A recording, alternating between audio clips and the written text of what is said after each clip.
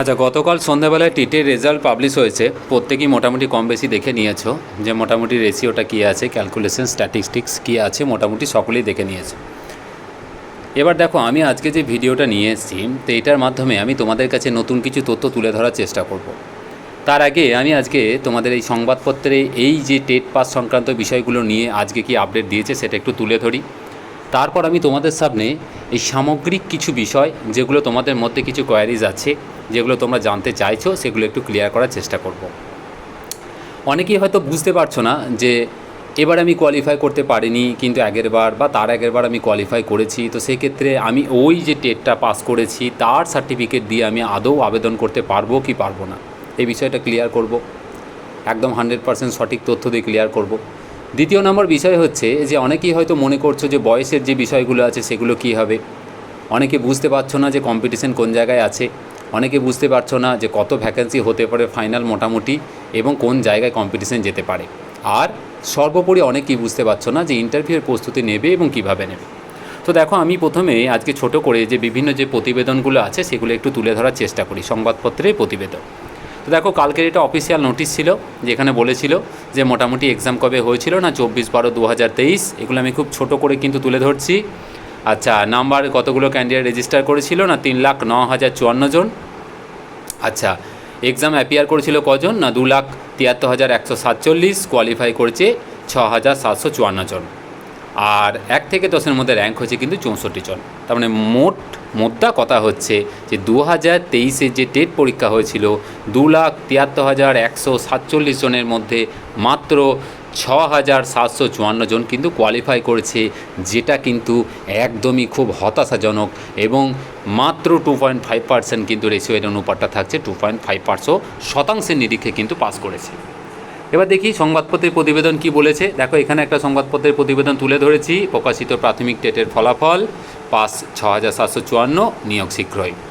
আচ্ছা, আমাদের পরিষদ সভাপতি গৌতম পাল মহাশয় কী বলছেন, ওবিসি সংরক্ষণের জটের জন্য এতদিন ফল বের হচ্ছিল না, ওবিসি জট প্রাথমিকভাবে কেটেছে, ফল বের হলো, এরপর শিক্ষা দপ্তর থেকে শূন্যপদ দিলে ইন্টারভিউ প্রক্রিয়া কিন্তু শুরু হবে। অন্য একটা প্রতিবেদন দেখি, যে ফল প্রকাশিত খুব দ্রুত নিয়োগ হবে, ব্রাত্য বসু আমাদের শিক্ষামন্ত্রী বলেছেন। দেখো, এই একটা প্রতিবেদন কি দিয়েছে, ওটাই 2023-এর প্রাথমিক টেটের ফল প্রকাশিত খুব দ্রুত নিয়োগ। আচ্ছা, শিক্ষামন্ত্রী উনি ওনার টুইটার হ্যান্ডেল মানে এক্স হ্যান্ডেলে যেটা পোস্ট করেছেন সেটা একটু দেখায়। প্রাথমিক শিক্ষকের যোগ্যতা নির্ণায়ক টেট 2023 পরীক্ষার ফলাফল আজ প্রকাশিত হলো। সমস্ত সফল পরীক্ষার্থীকে শুভেচ্ছা এবং অভিনন্দন জানায়। পূর্ববর্তী টেট পরীক্ষাগুলিতে যারা যোগ্যতা অর্জন করেছেন তাদের মধ্যে থেকে নিয়োগের জন্য মাননীয় মুখ্যমন্ত্রীর নির্দেশে শীঘ্রই শূন্যপদ পূরণের জন্য বিদ্যালয় শিক্ষা বিভাগ প্রয়োজনীয় ব্যবস্থা নিতে চলেছে। তাই এটা কিন্তু উনি ওনার অফিসিয়াল যে টুইটার হ্যান্ডেল মানে এক্স হ্যান্ডেল সেখানে কিন্তু পোস্ট করেছেন।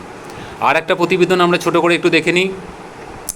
2023 সালে টেটের ফলাফল প্রকাশিত, পাস করেছে 6,754 জন। এখানে দেখো, একটা ছোট্ট করে একটা মজার ব্যাপার দেওয়া আছে কি না, মোট যোগ্য প্রার্থীর সংখ্যা দাঁড়ালো কিন্তু 60,000, শূন্যপদ কিন্তু 13,000। দেখো, তাহলে সামগ্রিকভাবে বিষয়টা যেটা দাঁড়াচ্ছে যে মোটামুটি কালকে রেজাল্ট পাবলিশ হয়েছে, 6,754 জন কোয়ালিফাই করেছে, এবং খুব দ্রুত কিন্তু টেটের যে বিজ্ঞপ্তি, নিয়োগের যে বিজ্ঞপ্তি, সেই বিজ্ঞপ্তি কিন্তু প্রকাশিত হবে। এবার আমি তোমাদের সামনে যে প্রশ্নগুলো আমি প্রথমে রেখেছিলাম তোমরা জানতে চাইছো, সেগুলো একটু ক্লিয়ার করার চেষ্টা করি। দেখো, প্রথম হচ্ছে যে এইবারে মানে 2023-এ টেটে যারা কোয়ালিফাই করেছো তার সংখ্যাটা খুবই কম, 6,754 জন তার সংখ্যা। নাম্বার 2 হচ্ছে যে নিয়োগের বিজ্ঞপ্তি কবে আসতে পারে। দেখো, নিয়োগের বিজ্ঞপ্তি পুজোর আগে কোনোভাবেই আসছে না, আসা সম্ভব নয়, পুজোর পরে নিয়োগের বিজ্ঞপ্তি আসছে। নাম্বার 3 হচ্ছে ভ্যাকেন্সি কত। আপাতত ডিক্লেয়ার্ড ভ্যাকেন্সি মোটামুটি যেটা জানা যাচ্ছে, ফাইনাল না, টেন্টেটিভ ভ্যাকেন্সি বলা হয় 13,421। হ্যাঁ, 13,421ই কিন্তু ভ্যাকেন্সি। আচ্ছা, ভ্যাকেন্সি বাড়তে পারে কি না অনেকেই হয়তো জানতে চাইছো, ভ্যাকেন্সি বাড়তে। দেখো, ভ্যাকেন্সি বাড়তে পারে কি পারে না সেটা বলা খুব মুশকিল। টেন্টেটিভ ভ্যাকেন্সি সবসময় দেওয়া থাকে, ফাইনাল যে রিক্রুটমেন্ট হবে যখন নোটিশ আসবে তখন ফাইনাল ভ্যাকেন্সি দেওয়া হবে। এখন মোটামুটি 13,421 বলা হয়েছে। যদি জোরদার আন্দোলন হয়, যদি সরকারের ওপর চাপ সৃষ্টি করা যায়, যদি সেরকম সরকার প্রয়োজনীয়তা অনুভব করে, তাহলে কিন্তু অবশ্যই ভ্যাকেন্সি বাড়বে। আমাদের মাননীয় মুখ্যমন্ত্রী কিন্তু বলেছেন যে প্রচুর, প্রায় 1 লাখের কাছাকাছি ভ্যাকেন্সি আছে। কিন্তু হ্যাঁ, মনে রাখতে হবে সেটা কিন্তু শুধুমাত্র প্রাথমিকের জন্য নয়। তাও আমার মোটামুটি অনুমান ভ্যাকেন্সি কিন্তু হিউজ আছে, কারণ প্রচুর সংখ্যক রিটায়ারমেন্ট হয়েছে, ক্লাস 5 ইনক্লুড হয়েছে বিভিন্ন স্কুলে, কাজেই যদি একটু প্রেসার ক্রিয়েট করা যায়, যদি সরকার একটু পজিটিভ মানসিকতা দেখায়, তোমাদের সাধারণ শিক্ষার্থীদের জন্য ভ্যাকেন্সি কিন্তু কিছুটা হলেও বাড়ানো সম্ভব। এবং যত ভ্যাকেন্সি বাড়বে অবশ্যই কম্পিটিশন ততই হালকা হবে। কিন্তু আপাতত ভ্যাকেন্সি 13,421। যারা এবারে কোয়ালিফাই করতে পারোনি তারা ভাবছো যে তোমাদের ভবিষ্যৎ কী। দেখো, যারা এবারে কোয়ালিফাই করতে পারোনি তাদের জন্য বলবো, তোমরা যদি আগের টেটগুলো মানে 2014, 2017 এবং 2022 তিনটে টেটের মধ্যে যে কোনো একটি টেট যদি কোয়ালিফাই করে থাকো, নিশ্চিন্তে থাকো। তোমার যদি বয়স জেনারেল ক্যান্ডিডেটের জন্য 40 বছর হয়, তুমি অবশ্যই যে কোনো একটা সার্টিফিকেটের যে কোনো একটা স্কোর দিয়ে তুমি আবেদন করতে পারবে। কোনো রকম সন্দেহ নেই, 100% কনফার্ম, 100% কনফার্ম একদম আমি বলছি। তোমরা অবশ্যই নিশ্চিন্তে থাকো, তোমরা যে কোনো একটা সার্টিফিকেটের নাম্বার দিয়ে, স্কোর দিয়ে, ডেটা দিয়ে তোমরা কিন্তু ইন্টারভিউর জন্য আবেদন করতে পারবে। এবার দ্বিতীয় নম্বর হলো, যারা এবারে একটুর জন্য হয়তো 1 নাম্বার বা 2 নাম্বারের জন্য কোয়ালিফাই করতে পারোনি, তাদের কি কোনো রাস্তা খোলা আছে? না, আপাতত তাদের কোনো রাস্তা কিন্তু খোলা নেই। কারণ এখানে যে অ্যান্সার কি যেটা দিয়েছিল প্রথমে, প্রভিশনাল অ্যান্সার কি, সেটাকে চ্যালেঞ্জ হয়েছিল। চ্যালেঞ্জ করার পর কিন্তু ফাইনাল অ্যান্সার কি দিয়েছে। এবার বিষয়টা বলি তোমাদের সামনে, পরিষ্কারভাবে বলছি যে ফাইনাল অ্যান্সার কি দেওয়ার পর অফিসিয়ালি গভর্নমেন্ট বা পর্ষদ কোনো রকমভাবে কোনো অ্যান্সার কিন্তু চেঞ্জ করে না। দেখবে নোটিফিকেশানও সেরকমই উল্লেখ আছে। তাহলে উপায়, এর পরে একটা রাস্তা খোলা আছে। যদি কেউ মনে করো যে না, এর পরেও কোনো রকমভাবে পর্ষদ কোনো ভুল করেছে বা ভুল হয়ে গেছে, তাহলে কিন্তু তোমরা কোর্টের মাধ্যমে কিন্তু চ্যালেঞ্জ করতে পারো। এর আগে সেই ইতিহাস আছে, কোর্টের মাধ্যমে চ্যালেঞ্জ হয়েছে, সেখানে 5-6 নাম্বার পর্যন্ত কিন্তু বেড়েছে এবং ফার্দার পরবর্তী সময়ে কিন্তু তারা কোয়ালিফাই করেছে। প্রশ্ন হলো, যারা কোর্টের মাধ্যমে কোয়ালিফাই করবে, কোর্ট অর্ডারের ভিত্তিতে যদি কোয়ালিফাই করো, তো তাদের জন্য ভবিষ্যৎ কী আছে? দেখো, প্রথমত হচ্ছে এই যে ভ্যাকেন্সিটা যেটা ডিক্লেয়ার হবে পুজোর পর, সেই ভ্যাকেন্সির জন্য তোমরা এলিজিবল নাও অবশ্যই। তো ভ্যাকেন্সি ফুলফিল হয়ে যাওয়ার জোর চান্স থাকবে, কারণ কোর্টের মোটামুটি ভার্ডিক্ট আসতে একটু সময় লাগে। কোর্টের যদি জাজমেন্ট তোমাদের পক্ষেও আসে, যারা হয়তো কেস করবে বা ভাবছো হয়তো চ্যালেঞ্জ করবে কোর্টের মাধ্যমে, তো একটা কমিটি হবে, আবার পুনরায় সেগুলো আবার মোটামুটি আবার মূল্যায়ন করবে কোশ্চেনগুলোকে, অ্যান্সারগুলোকে। সেখানে যদি নাম্বার বাড়ে, তোমরা কোয়ালিফাই, একটা লেন্দি প্রসেস। কিন্তু হ্যাঁ, তাও তোমাদের জন্য ভালো, কারণ টেট কোয়ালিফাই করে রাখাটা কিন্তু খুব দরকারি। তুমি যদি চাকরি পেতে চাও, যেরকমভাবে দরকারি, তুমি ইন সার্ভিস যদি হও, তার জন্যও কিন্তু তোমার দরকারি। এবং প্যারা টিচার যারা আছো তাদের জন্য তো অবশ্যই, কারণ তোমরা একবার কোয়ালিফাই করা মানে তোমাদের বয়সের যেমন ছাড় আছে, সেরকম কিন্তু তোমাদের চাকরির একদম সুনিশ্চিত, কারণ তোমাদের ভ্যাকেন্সি 10% কিন্তু রিজার্ভ থাকে। তো আমি বলবো, যারা এখনও পর্যন্ত 1 নাম্বার বা 2 নাম্বার শর্ট আছো, তারা একদম ভেঙে পড়ো না। তোমরা দেখো যে কোনোভাবে কোনো কোশ্চেন তোমাদের যদি মনে হয়ে থাকে যে কোনো ভুল ভ্রান্তি হয়ে গেছে পর্ষদের দ্বারা, তো তোমরা অবশ্যই চ্যালেঞ্জ করতে পারো। এটা গেল। এরপরে যে বিষয়টা হচ্ছে যে যারা হয়তো কোয়ালিফাই করে আছো, তারা ভাবছো যে কম্পিটিশন কোন জায়গায় আছে। দেখো, বিভিন্ন পেপার কাটিং, বিভিন্ন জায়গার বিভিন্ন রকম তথ্য আছে। সেই তথ্যগুলো থেকে এক্স্যাক্ট বলা মুশকিল যে ঠিক কোন জায়গায় কম্পিটিশন আছে। কিন্তু আমি একটা তোমাদের সামনে একটা মোটামুটি ধারণা দেওয়ার চেষ্টা করছি। বিষয়টা হচ্ছে যে ধরো যে তোমাদের এবারে কোয়ালিফাই করলো 6,754। 2022-এ অনেকগুলো কোয়ালিফাই করছিল, কিন্তু সেখানে বিএড যেহেতু বাদ গেছিলো, তা সেই সংখ্যাটা 50,000-এর উপর আছে। 52-53 হাজার মতো হবে মোটামুটি অ্যাপ্রক্স। তাহলে টোটাল সংখ্যা দাঁড়ালো 60,000। পেপার কাটিংয়ে 60,000 দেখাচ্ছে। কিন্তু হ্যাঁ, একটা কথা ভুলে গেলে চলবে না, 2014 সালের কিছু ক্যান্ডিডেট কিন্তু অলরেডি কোয়ালিফাই করে আছে, তাদের কাছে সার্টিফিকেট আছে। 2014 সালে কিন্তু কোয়ালিফাই করেছিল 12 লক্ষ পরীক্ষার্থীর মধ্যে 1,25,000, যেটা আপাতত কোনো পেপার কাটিংয়ে দেখাচ্ছে না। একদম জেনুইন তথ্য।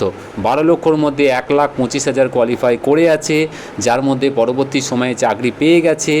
প্রাইমারিতে 2017-তে 42,000, তার সঙ্গে আরও 2,000 যোগ করো, যার কোনো হিসাব নেই, 45,000 অ্যাপ্রক্স। তার সাথে 2020-তে 16,500, তার মানে মোটামুটি ধরে নাও কত হলো, 61,000, 62,000। তার সাথে যেটা হলো যে 2024-এ যে নিয়োগটা হলো 11,000 সামথিং ভ্যাকেন্সি, সেখানে কিছু সংখ্যক 2014 ছেলে আছে, কিছু সংখ্যক মানে বেশ ভালোই আছে। তো মোটামুটি ধরে নাও 65,000-এর পাশাপাশি কিছু ক্যান্ডিডেট এরা কিন্তু 2014 টেট কোয়ালিফাইড ছেলেরা কিন্তু চাকরি পেয়ে গেছে। তাহলে আইনত কত বাকি থাকে না, 60,000 মতো ক্যান্ডিডেট কিন্তু 2014 টেট কোয়ালিফাইড কিন্তু বাকি থাকে।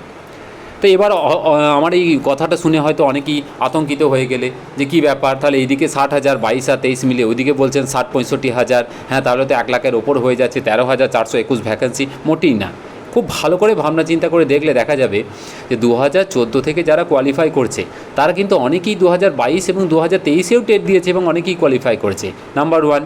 নাম্বার 2 হচ্ছে 2014 থেকে যারা কোয়ালিফাই করছে তারা অনেকেই কিন্তু হায়ার স্কেলে বা অন্যান্য চাকরিতে কিন্তু জয়েন করেছে, তারা প্রাইমারিতে সাধারণত আসতে চাইবে না। আর কিছু রুলস আছে, কিছু রেগুলেশন আছে হায়ার স্কেল থেকে লোয়ার স্কেলে আসার ব্যাপারে, কিছু ভার্ডিক্ট আছে হাইকোর্ট, এখানে সেখানে অনেক রকম আছে। তো মোটামুটি অ্যাপ্রক্স ধরে নাও কম্পিটিশনটা 22-23 মিলে 60,000, আর ওখানে ওই 60,000-এর মধ্যে খুব বেশি হলে 10 থেকে 15,000।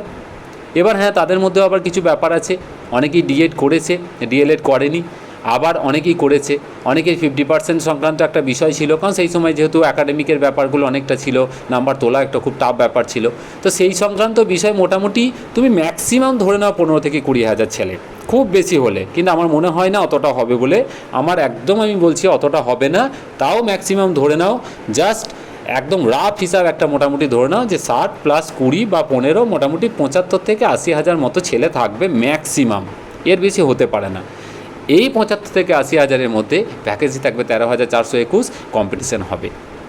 অনেকে ভাবছো যে কীভাবে সম্ভব, এত ছেলের মধ্যে এত কম্পিটিশান? অবশ্যই, কোনো রকম অসম্ভবের কোনো রকম ব্যাপার নেই। কারণ হচ্ছে অন্যান্য পরীক্ষাগুলোই এখন ম্যাক্সিমাম যে জায়গায় কম্পিটিশান দাঁড়িয়েছে, অনেক বেশি সহজ হয়ে যাবে এই কম্পিটিশান। ভালো করে ইন্টারভিউর জন্য প্রস্তুতি নাও, ভালো করে পড়াশোনা করো, ভালো করে প্রিপারেশন নাও, কনফিডেন্ট থাকো। তোমাদের লাগবে একটা করে সিট, প্রত্যেক ক্যান্ডিডেট পিছু একটা সিট, অবশ্যই তোমরা কোয়ালিফাই করবে, বাকিটা লাখের ওপর ছেড়ে দাও। আর যারা কোয়ালিফাই করে গেছো তারা অবশ্যই ইন্টারভিউ প্রিপারেশন নিতে চাইছো, তাদের আমি একটা পরবর্তী সময়ে তোমরা যদি রিকোয়েস্ট করো যে জানতে চাও, আমি একটা ভিডিও আনবো, ঠিক কোন কোন জিনিসগুলো একটু বেশি করে দেখবে, কোন বিষয়গুলোর ওপর একটু জোর দিতে হবে, এই বিষয়গুলো নিয়ে আমি একটা ধারণা দেওয়ার চেষ্টা করব আমার মতো করে। তোমরা যদি চাও তো বলো, কমেন্ট করে অবশ্যই জানিও, তো আমি অবশ্যই এই সংক্রান্ত বিষয়ে একটা ভিডিও আনার চেষ্টা করব। তো সামগ্রিকভাবে টেটের রেজাল্টের পর ইন্টারভিউ বিজ্ঞপ্তি, ভ্যাকেন্সি, কোন জায়গায় কম্পিটিশান দাঁড়াতে পারে, মোটামুটি কি হতে পারে, এই একটা মোটামুটি আমি একটা ধারণা দেওয়ার চেষ্টা করলাম। কিন্তু হ্যাঁ, মনে রাখবে এটা কখনোই কাউকে ভয় পাওয়ানো বা ভয় দেখানোর জন্য নয়, তোমাদের মানসিকভাবে প্রস্তুত করার জন্য, কম্পিটিশানে তৈরি করার জন্য, যে না তোমরা মোটামুটি প্রতিযোগিতার জন্য তৈরি হও। তো বেস্ট অফ লাক, আশা করছি পুজোটা সবাই খুব ভালো করে কাটাবে, যে টাইমটুকু পাচ্ছ খুব সুন্দর করে টাইমটুকু কাটাও, এবং বাকি টাইমটুকু পড়াশোনার মাধ্যমে কিন্তু মোটামুটি প্রস্তুতি শুরু করে দাও। আর যারা রিজার্ভ ক্যান্ডিডেট আছো তাদের তো বলবো অবশ্যই তোমাদের জন্য একটা বেশ সুবর্ণ সুযোগ, খুব ভালো সুযোগ এসছে। আর ভ্যাকেন্সি বাড়ানোর বিষয়টা সম্পূর্ণ তোমাদের হাতে। তো এটা গভর্নমেন্টের সাথে আলোচনা, পরিষদের সাথে আলোচনা করে দেখো, আলোচনাপূর্বক যদি কোনো সমস্যার সমাধান করা যায়, অবশ্যই ভ্যাকেন্সি বাড়লে কম্পিটিশান কমে যাবে। আর এই ইন্টারভিউ সংক্রান্ত বিষয়ে যদি আরও কিছু জানতে চাও, অবশ্যই আমাকে কমেন্ট করে জানাবে। খুব ভালো থাকবে। আর যদি ভিডিওটা ভালো লাগে অবশ্যই বেশি করে শেয়ার করবে, লাইক করবে, চ্যানেলটিকে সাবস্ক্রাইব করবে। আর যদি কিছু জানার থাকে অবশ্যই কমেন্ট করে জানাবে। খুব ভালো থেকো, ধন্যবাদ।